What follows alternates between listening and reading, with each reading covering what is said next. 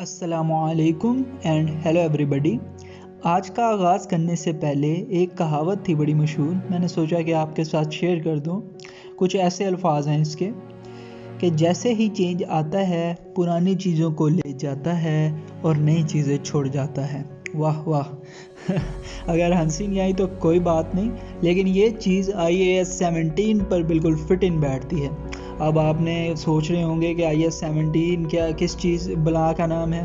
ये एक ऐसा तरीक़ाकार है जो कि वज़ा करता है कि हम लीज़ की अकाउंटिंग कैसे करें। अकाउंटेंट्स की यानी दूसरे लफ्ज़ों में या रिलेटेड पार्टीज़ की रहनुमाई करता है कि अगर हमारे पास लीज़ का सामने कोई कॉन्ट्रैक्ट लीज़ अदा कॉन्ट्रैक्ट आ गया है या लीज़ से रिलेटेड कोई कॉन्ट्रैक्ट आ गया है तो हम उसको फाइनेंशियल स्टेटमेंट्स में कैसे अकाउंट करेंगे। तो ये वज़ा करता है IAS 17। अब IFRS 16 क्या बला है। IFRS 16 जो कि IAS 17 से ही निकला है। किस वजह से निकला है। IAS 17 में कोई लूप होल्स थे, कोई उसकी वजह से चैलेंजेस अमर्ज हो रहे थे, तो इसकी वजह से बोर्ड ने यानी इंटरनेशनल अकाउंटिंग स्टैंडर्ड बोर्ड ने 2009 में इसकी रिकन्सिडरेशन की और उसके बाद एक इसकी नई शक्ल मादरे वजूद में आई, एक इनोवेटिव फॉर्म जिसको हम कहते हैं IFRS 16, जो कि IAS 17 से काफ़ी बेहतर है लीजेस को डील करने के मामले में। अब थोड़ी सी हिस्ट्री बता दूं कि IAS 17 जो इनिशियली पब्लिश्ड हुआ था वो 1982 में हुआ था, जो कि इंटरनेशनल अकाउंटिंग स्टैंडर्ड्स कमेटी ने किया था। फिर 27 इयर्स इफेक्टिव रहने के बाद इसकी कंसीडरेशन हुई, जो कि मैं बता चुका हूँ, और उसके बाद IFRS 16 वजूद में आया और वो इफेक्टिव हो गया है 1 जनवरी से 2019 की। अब हमें आपके आसानी के लिए इस वीडियो को दो हिस्सों में तकसीम किया है। एक है इंट्रोडक्टरी पार्ट और एक है चेंज का पार्ट। इंट्रोडक्टरी पार्ट में हम IAS 17 और IFRS 16 की एक बिग पिक्चर देखेंगे और देखेंगे कि ये काम कैसे करते हैं, और हम चेंज में देखेंगे कि थोड़ी सी अब अंग्रेज़ी हो जाए कि when why how these changes are came into being, और कि कैसे ये कब क्यों और कैसे चेंजेस आई कि IAS 17 को IFRS 16 में तब्दील करना पड़ा, एक बेहतर शक्ल बनानी पड़ी। ज़ाहिर सी बात है कोई मसाइल आए होंगे तो वो हम आगे जाकर देखेंगे। अब सबसे पहले हम इंट्रोडक्टरी पार्ट से शुरू करेंगे। IFRS 16 और IAS 17 अपनी अपनी हदूद में रहकर जो लीजेस से मुतालिक अरेंजमेंट्स होती हैं उनके बारे में बताते हैं, यानी चीज़ें होती हैं जैसे कि लीज़ क्या है, उसकी क्लासिफिकेशंस क्या हैं, वैसे ही। अब हम ज़रा IAS 17 की एक बिग पिक्चर देखने की कोशिश करते हैं कि IAS 17 है क्या, उसके मुताबिक लीज़ क्या है। तो what is lease according to IAS 17? It is an agreement whereby lessor owner conveys to the lessee in return for a payment or series of payments the right to use an asset for an agreed period of time।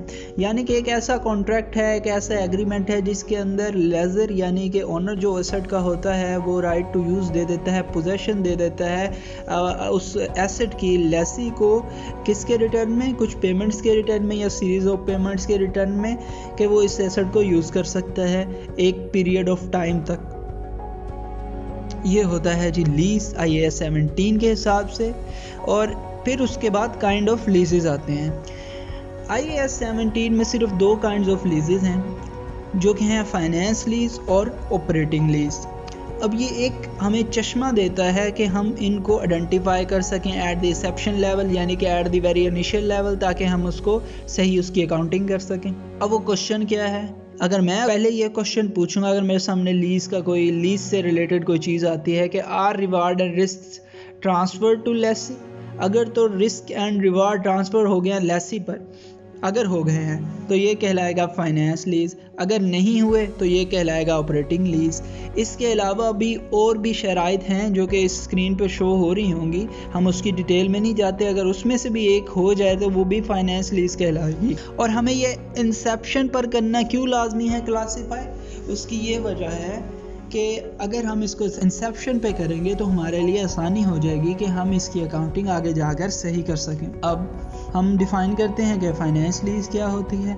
Finance lease is a lease agreement that transfer substantially are risk and rewards, तकरीबन सारा risk and rewards incidental to the ownership, जैसे कि owner के साथ होता है वैसे ही दूसरे लेसी को ट्रांसफ़र कर देना एसेट के।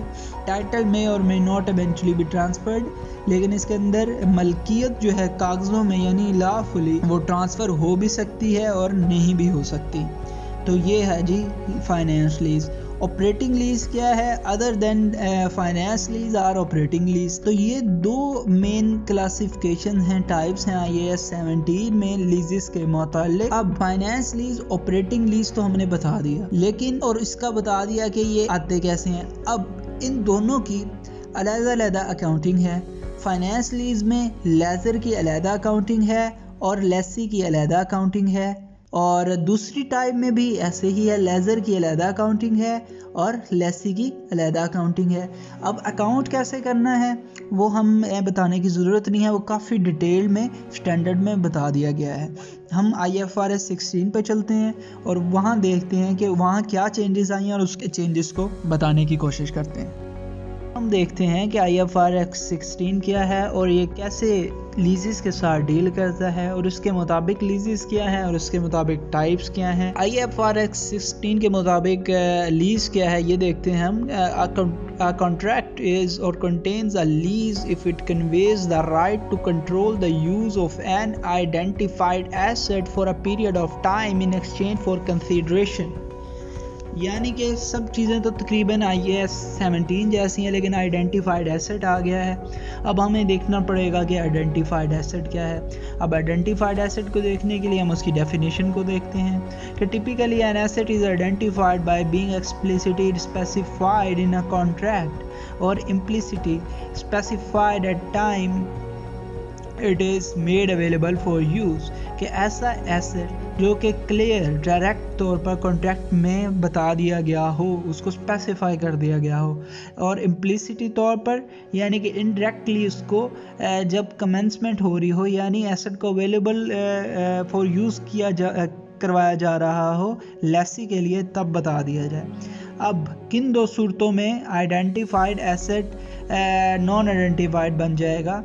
तो वो है जी जब लेज़र के पास एक इख्तियार होगा कि वो लेसी से किसी भी टाइम चाहे एसेट को रिप्लेस करवा सके, उसी तरह का कोई दूसरा एसेट दे सके पीरियड के दौरान, उस वक्त के दौरान, तो वो अनआइडेंटिफाइड एसेट होगा। अगर वो अनआइडेंटिफाइड एसेट होगा तो ये IFRS 16 की डेफिनेशन के मुताबिक एक लीज कॉन्ट्रैक्ट नहीं बनता।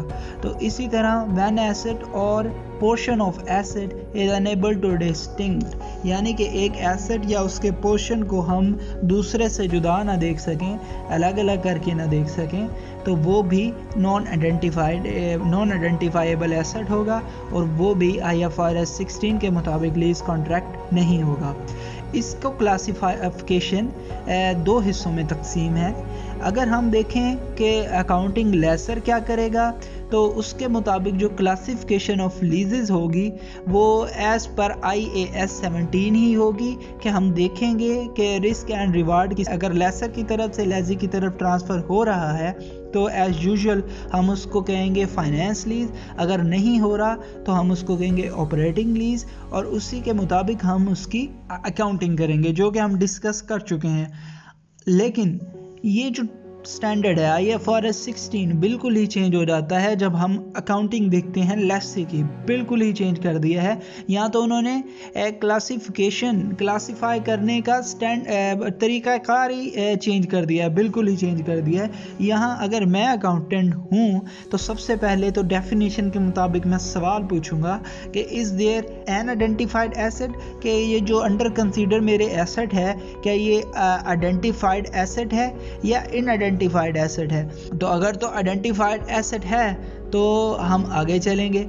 तो अगला क्वेश्चन हम फिर ये पूछेंगे कि क्या lessee has right to substantial economic benefits from the use of the asset, क्या लेसी के पास ही तमाम इख्तियारात हैं कि जो भी बेनिफिट्स आएंगे, जो भी पर्क्स आएंगे वो लेसी ही इंजॉय करेगा उस पर्टिकुलर एसेट से। अगर इसका भी जवाब यस है तो हम अगले क्वेश्चन की तरफ चलेंगे। एंड फिर अगला क्वेश्चन ये है कि who has right to direct and how and what the purpose the asset is used, यानी किसके पास राइट है कि वो डायरेक्ट करे कि कैसे और कब एसेट को यूज़ करना है, किस पर्पस के लिए करना है।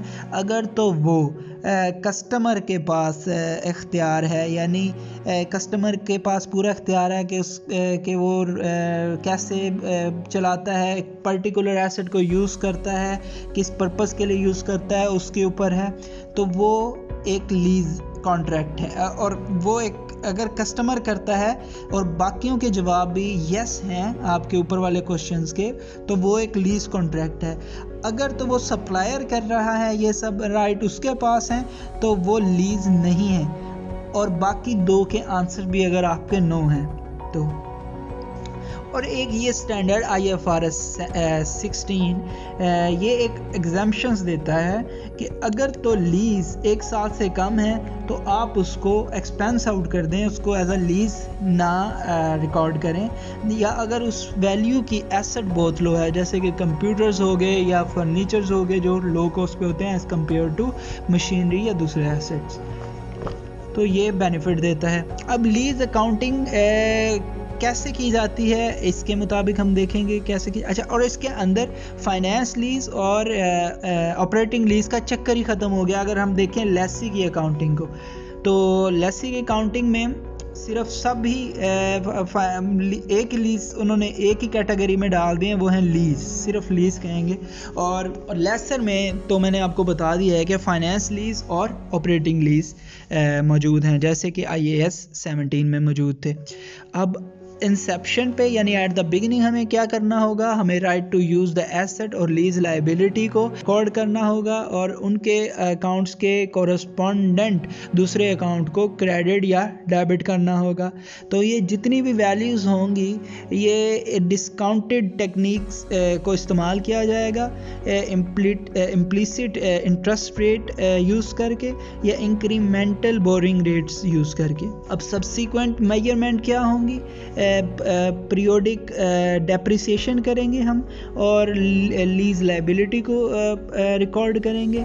अगर तो रिडक्शन होती है तो हम लीज लाइबिलिटी को कम करेंगे जब हम पेमेंट्स देंगे, और एक्सपेंसेस को बढ़ाते जाएंगे जैसे जैसे हम लाइबिलिटी को कम करते जाएंगे या लाइबिलिटी को पे करते जाएंगे, क्योंकि इंटरेस्ट एक्सपेंस हम बियर करते जाएंगे। IAS 17 और IFRS 16 वर्क कैसे करते हैं ये हमने बेसिक्स देख ली हैं। अब हम इनका कंपैरिजन देखते हैं। तो कंपैरिजन में lease time period IAS 17 require करता था कि मेजर पार्ट जो एसेट की लाइफ का है वो लीज में होना चाहिए या एसेट को ट्रांसफ़र कर देना चाहिए लेसी को जब पीरियड एंड हो रहा हो। लेकिन IFRS 16 लीज टाइम पीरियड वही कंसीडर करता है जो 1 साल से ज़्यादा का हो। दोनों ही स्टैंडर्ड्स, पुराने वाला यानी IAS 17 और नए वाला IFRS 16 रिक्वायर करते हैं कि एसेट को स्पेसिफाई किया जाए। IFRS 16 एग्जाम्पशंस देता है लो वैल्यू एसेट से। IAS 17 रिक्वायर करता था कि अगर हमारे लीज कॉन्ट्रैक्ट में बारगेनिंग परचेज ऑप्शन मौजूद हों और रीन्यूअल ऑप्शन मौजूद हों, तो ये एक स्ट्रॉन्ग इंडिकेटर है कि ये एक फाइनेंस लीज है। इसी तरह ही present value of lease payments अगर ग्रेटर देन होंगी फेयर वैल्यू ऑफ एसेट से, तो ये भी एक इम्पोर्टेंट चीज़ थी जो कंसीडर की जाती थी। लेकिन IFRS आने के बाद, IFRS 16 आने के बाद ये दोनों चीज़ें इररेलेवेंट हो गई हैं। अब बात करते हैं चेंज की क्या वजह हुई, व्हेन, व्हाई एंड हाउ। मैं इन तीनों को बारी बारी एक्सप्लेन करूँगा। सबसे पहले when. Between 2000 and 2008, 9 giant accounting scandals came into eye. उसमें से एनरॉन सरे फहरिस्त था क्योंकि 2001 के अंदर सामने आया। जो कि एक यूएस बेस्ड कंपनी थी, उसने अकाउंटिंग के लूप होल्स को इस्तेमाल करते हुए काफ़ी सारा अपना जो बैड डेट्स था वो छुपा कर रखे, और at the end of the year उन्होंने 11 बिलियन डॉलर इन्फ्लेटेड किए। इन्फ्लेटेड मतलब कि at the end of the year immature transactions करके, जो थी ही नहीं, अपने रेवेन्यू को और प्रॉफिट को बढ़ा हुआ दिखाया, जिसकी वजह से वो कंपनी दिवालिया होगी, लेकिन पेपर्स में ना दिखाने की वजह से शेयर होल्डर्स के 74 बिलियन डॉलर्स ज़ाया हो गए। उसके बाद वर्ल्डकॉम कैसे पीछे रह सकता था। 2002 के अंदर वर्ल्डकॉम ने भी एनरॉन की कंपनी को ज्वाइन किया और उसने भी मिलता जुलता अकाउंटिंग स्कैंडल परफॉर्म किया। अब ये सब हुआ क्यों, क्या वजह थी इसकी, ये तो पता लग गया कि कब हुआ। तो बेसिकली वजह ये थी कि ये कॉन्सेप्चुअल फ्रेमवर्क के साथ अलाइन नहीं करते थे। जैसा कि हम पढ़ चुके हैं कि कॉन्सेप्चुअल फ्रेमवर्क के अंदर 3 चीज़ें वो बताता है कि ट्रांसपेरेंसी होनी चाहिए, अंडरस्टैंडेबिलिटी होनी चाहिए और कंपेरेबिलिटी होनी चाहिए। ट्रांसपेरेंसी हर किसी के लिए होनी चाहिए, अंडरस्टैंडेबिलिटी एक लेमैन समझ सके उन चीज़ों को, ना कि टेक्निकल बंदा समझ सके सिर्फ, एंड कंपेरेबिलिटी यानी दूसरी कंपनीज के साथ इंफॉर्मेशन इस काबिल हो कि उसको कंपेयर किया जा सके। IAS 17 में ये सब इलीगल तो नहीं था, लेकिन मिसलीडिंग था। इस वजह से ये कॉन्सेप्चुअल फ्रेमवर्क के साथ अलाइन नहीं करता था, जिसकी वजह से IASB को सोचना पड़ा कि इस आइडिया को यानी IAS 17 को इनोवेट किया जाए, इसकी नई शक्ल में इसको लाया जाए और इसके लूप होल्स को ख़त्म किया जाए ताकि आने वाले नुकसानात से बचा जा सके। जब IFRS 16 को बनाया गया तो ये एक्सपेक्ट किया जा रहा था कि $2 ट्रिलियन जो नेट इनकम में कंपनीज एक्सपेंस आउट कर देती थी as an operating expense under IAS 17, अब वो बैलेंस शीट में मूव कर जाएंगे और एसेट्स वाले सेक्शन में मूव कर जाएंगे, जिनकी लागत तकरीबन $2 ट्रिलियन होगी। अब सवाल आता है कि हुआ कैसे, कि मेजर जो चेंज लेके आया IAS 17 से IFRS वो ये था कि जितने भी लीजेस थे वो ट्रीट होने थे अब फाइनेंस लीज के तहत। अब ये हुआ कैसे, हाउ का आंसर ये है कि IAS 17 से जो चीज़ मुख्तलिफ लेके आया, जो ड्रास्टिकली चेंज लेके आया IFRS 16, वो ये था कि अब सारे के सारे लीजेस ट्रीट होने थे एज फाइनेंस लीज, यानी कि उन्होंने जाना था बैलेंस शीट के अंदर। तो अब कोई चांस नहीं था कि फुट नोट्स के ऊपर अकाउंटेंट्स लिख देते, सिर्फ वही समझ पाते, लेमैन समझ ना पाता, ट्रांसपेरेंसी ना होती। अब ऐसा नहीं होगा, अब बैलेंस शीट के अंदर सब कुछ आया करेगा। और इन 2 एक्सपेक्टेशंस थी, जैसा कि बता दिया, एक शॉर्ट टर्म में वो नहीं डाल सकते लीज में, और एक लो वैल्यू एसेट्स को नहीं डाल सकते। फॉर एग्जांपल, मैं एक लेमैन हूँ और मैंने इन्वेस्टमेंट करनी है और मैं जानना चाहता हूँ एसेट टर्नओवर रेशो को।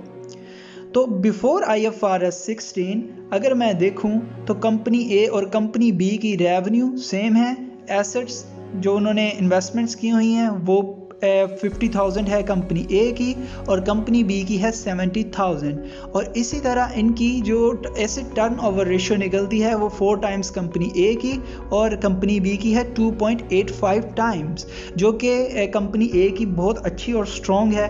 लेकिन अगर IFRS को मैं इधर अप्लाई कर दूं तो काफ़ी सारी चीज़ें जो कि इनकम स्टेटमेंट में थी, जो एक्सपेंस आउट कर देते थे या फुट नोट्स पे लिख देते थे, वो अब आ गई बैलेंस शीट में और उस एसेट्स में दाखिल हुई।